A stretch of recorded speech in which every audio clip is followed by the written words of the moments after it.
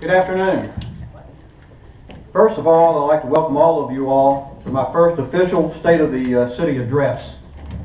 While being in my third year in office, while I've given updates to many community groups and civic clubs, I felt it was time to have a more formal and official community regarding the state of affairs of the city of Ashland. I will cover this afternoon where we are, some of our recent accomplishments, our current finances, where we are heading, economic development, and some of the problems we are still facing today. Because of the length of this address, we will not be taking questions, but we'll have questions or concerns, or if you do, I think everybody in the world has my cell phone. Just give me a call. If not, you can email mayor@ashlandky.org, and we'll be happy to respond promptly. I was at a Kentucky League of Cities meeting recently, and I learned that the Pew Research Center conducted a survey to determine where people get their news and information about politics and government. According to this survey, one might expect 37% of those in the millennial generation got their news from local TV, while 61% got their information from Facebook. As a further sign of impending drastic change, nearly 40% of the baby boomers got their political news from Facebook. Our world is a much different place now. Maybe, after I'm done with this address, we'll post it on Facebook so the message gets out there to everyone. On a more serious note, I want to recognize and thank the city commissioners that are here with us today, and thank you all for your support and our commonly shared desire to move this city forward. Today we have Commissioner Brown with us and Commissioner Clark. If you all raise your hand, we have those commissioners with us today. I appreciate your all's support. The past few years have been difficult for everyone.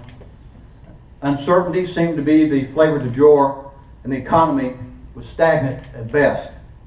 Nevertheless, it seemed that there has been a recent rebound, that America is on the comeback, that we are past the worst part. We are on a way to a brighter path towards tomorrow.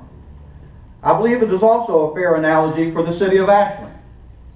Over the past few years, downturn in economic conditions were weathered well by our city staff. City services continue to be provided at consistent and high levels. Over the past few years, we have reduced staffing levels by nearly 10%. By doing so, we have shifted a greater burden onto the backs of our existing staff. Nonetheless, they have been resilient and hardworking, and deserve a lot of credit for the positive financial position the city finds itself in today, and which I will talk a little bit about here in a few more moments. Police and fire are doing well and are a feather in Ashland's cap. Over the past 5 years, serious crimes have decreased by more than 25%. This is a very noteworthy statistic. Ashland remains a Class 3 fire department as rated by the ISO. ISO ratings are one of the many factors that affect insurance premiums. Only 3.6% of fire departments in the United States are rated as a Class 3. And by having this well-trained and well-equipped department, the city helps to keep insurance rates low, thereby lowering the cost of the home ownership within our community. They have done more with less and have even expanded response capabilities by becoming the regional leader in fire training, hazmat response, search and rescue, diving, and a variety of other specialities. Our finance, we have maintained an excellent bond rating. Moody's affirmed its A2 rating. This means that the city of Ashland poses a low credit risk. This results in lower cost to the borrowed money, which ultimately means lower taxes.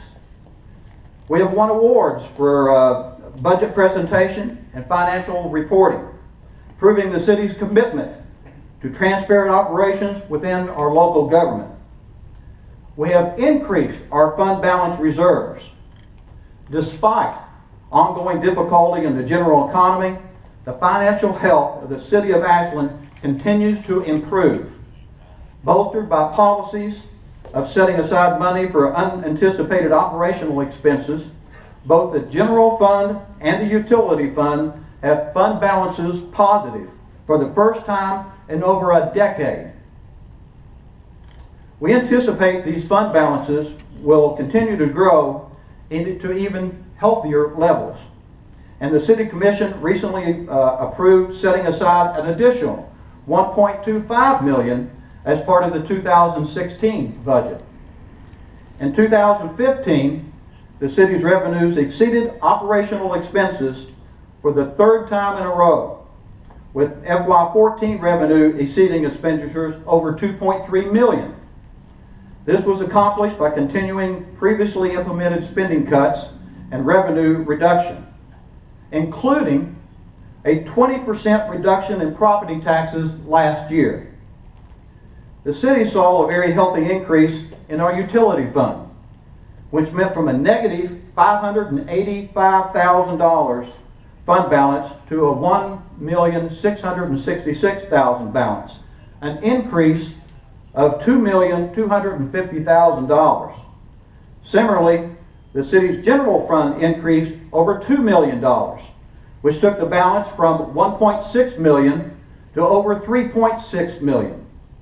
We expect that the upcoming audit later this year will prove similar good news for our fiscal year 2015, and our fund balances will continue to grow, better preparing us for an emergency, while also helping to further increase our bond rating, and thereby lowering costs to our citizens.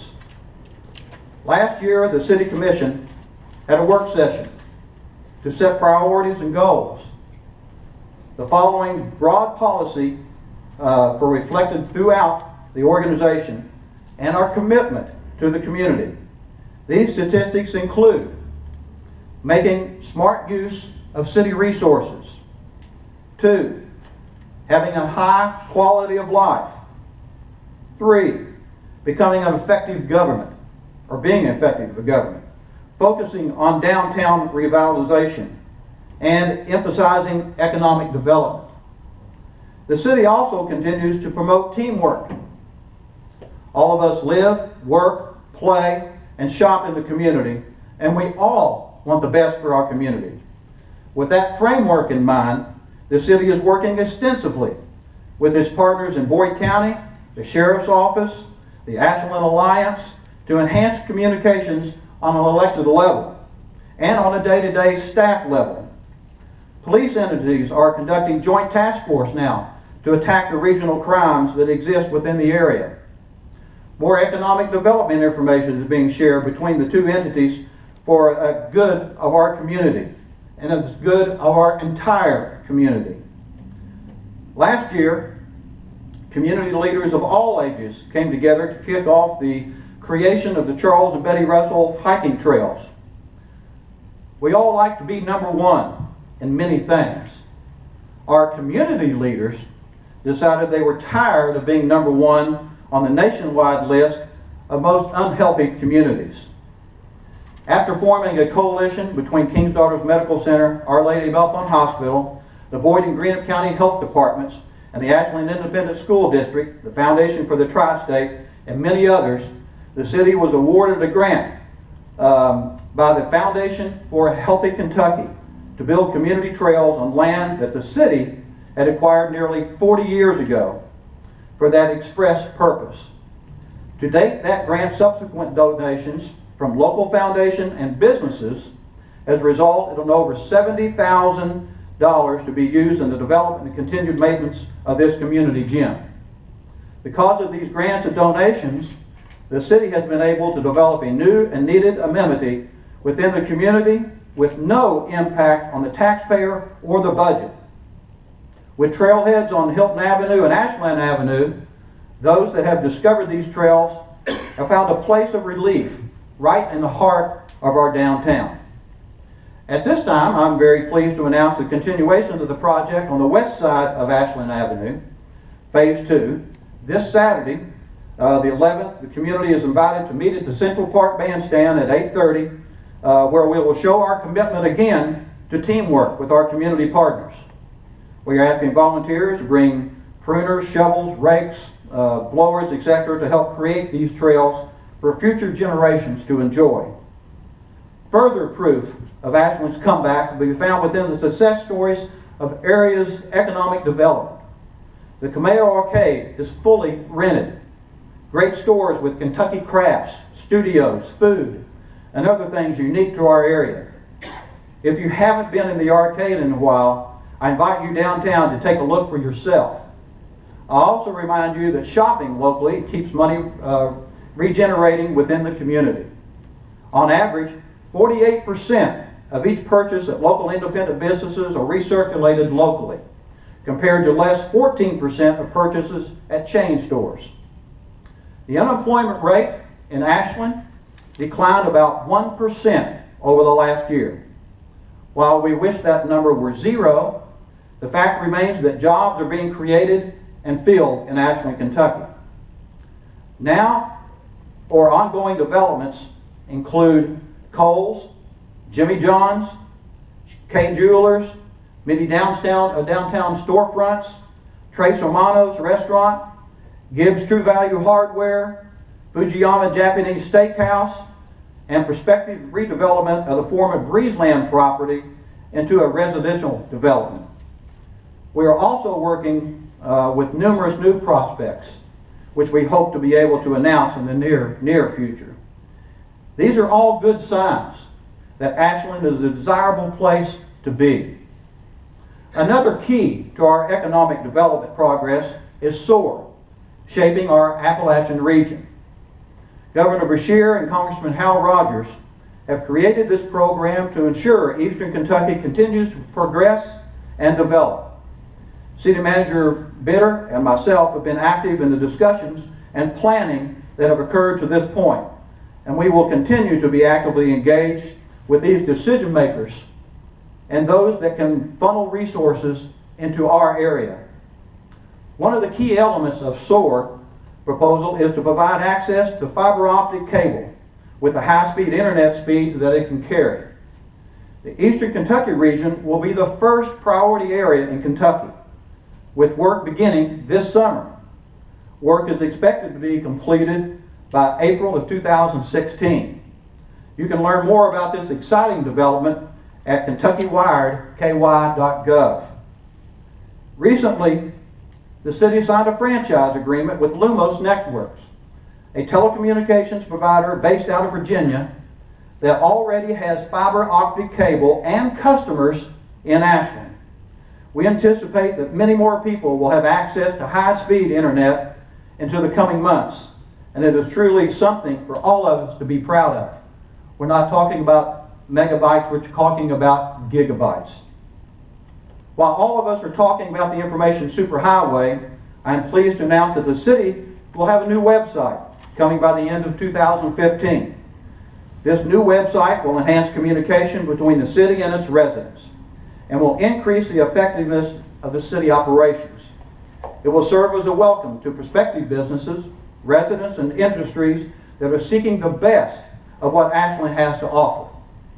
It looks like it will be updated, and much anticipated features will include an enhanced experience of both residents and visitors. We welcome your feedback and input into terms of what you would like to see. Please feel free to contact me or the city building with any suggestions that you may have for the website. Nonetheless, not everything is roses. The city continues to weather ongoing difficulties that exist in the environment of municipal government. One is increased pension cost. Recent legislation forces city to pay for an increased amount of pensions. The city recently had one retiree that created a bill for over $140,000 due to an alleged pension spike. This is an unbudgeted expense, and will have to be addressed within this year's budget. Due to existing labor contracts, one of the only ways to this point to manage overtime costs that give rise to those so-called spikes is to not fill overtime with police and fire departments. If a firefighter were to call in sick, instead of having somebody replace him for that day, we'd have to let their crew go down by a man, potentially jeopardizing public safety. And we don't want that. The legislature must address this issue, and we will be active to ensure this burden no longer falls on our taxpayers. Decreasing revenue from gas taxes. Because of the formula for determining gas tax revenue, the city has a dramatic decrease in the amount it receives from the state to fund the reconstruction and repaving of our streets. Additionally, formulas determining the distribution of the gas tax dollars are improper. In Kentucky, the county spent about $253 million on roads and projects last year, while cities spent just $2 million less at $251 million. Nonetheless, because of the improper formula the state uses to distribute the gas tax revenue, the gas tax funded 112% of projects at the county levels and only 20% of the city road expenditures. I don't believe this is right, and creates a larger burden on the taxpayers within our city, where roads are used the most.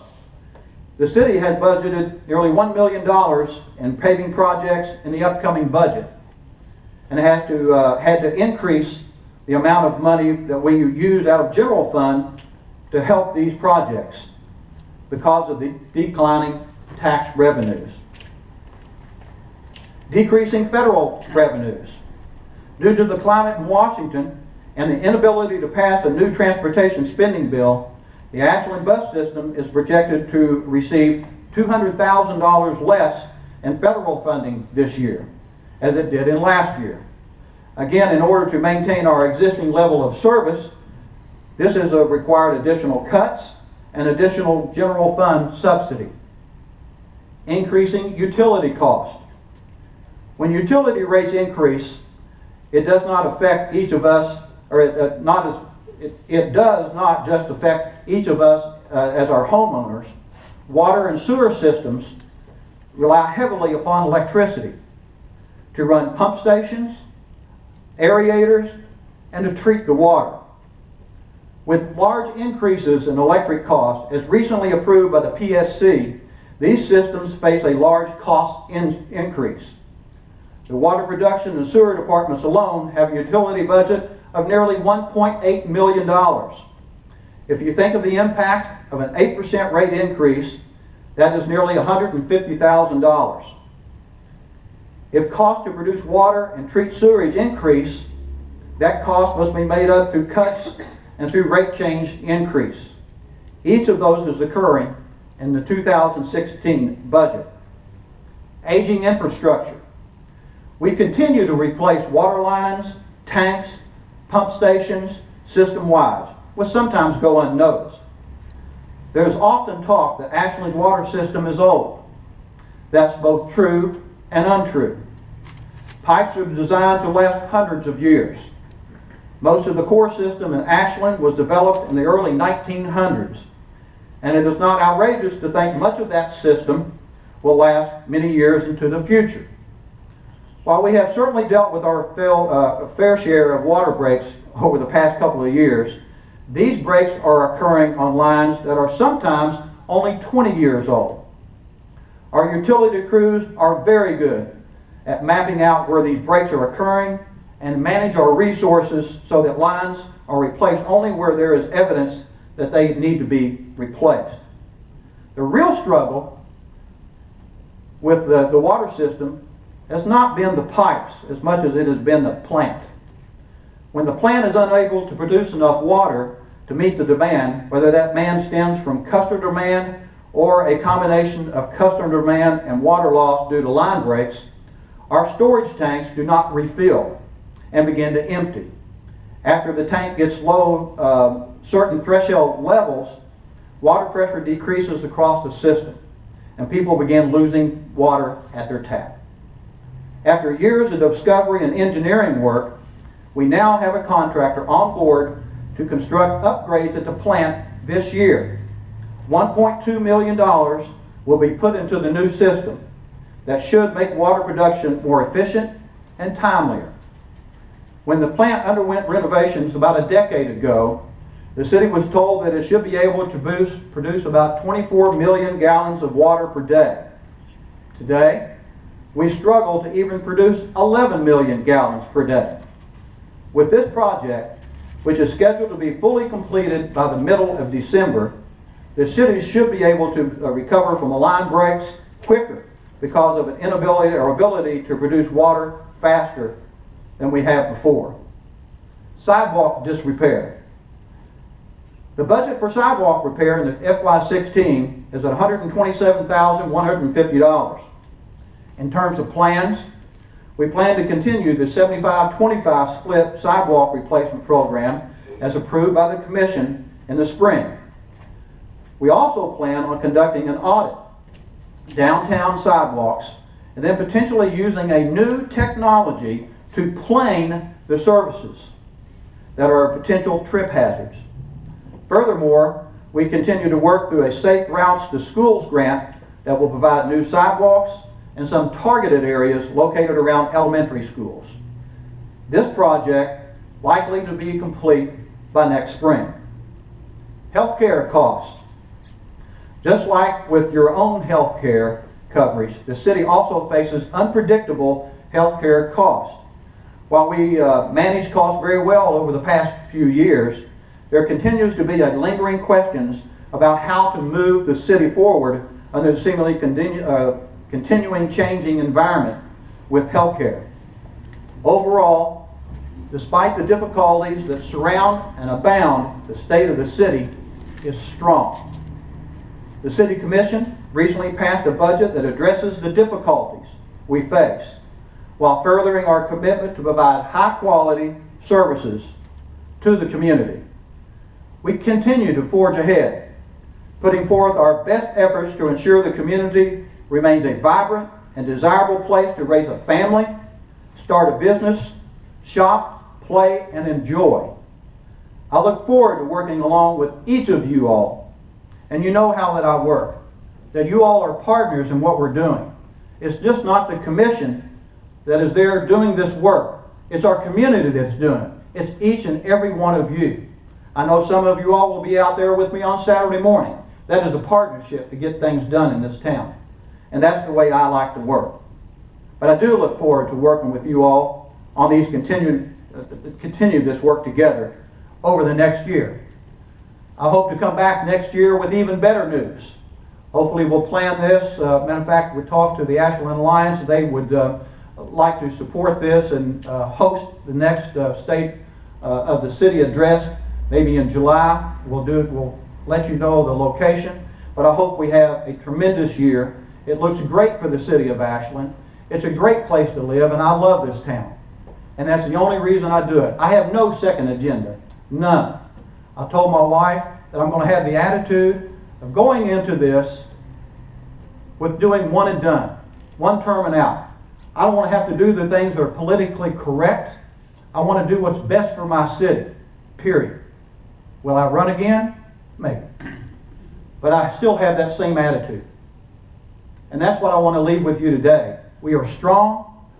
We are improving our services and maintaining our services that we have at a high level. And we will continue to do that. For you, for the citizens of Ashland, Kentucky, and our neighbors. We'll help our neighbors in every chance that we get. This is a community, this is an area that we all love. Whether it's in Calixburg, Warren County, or wherever, we're still part of Eastern Kentucky. And I want to thank you all for coming today and supporting this. And if you do have questions, please give me a call. But I'm happy to be here today and be able to present great news to you. Thank you.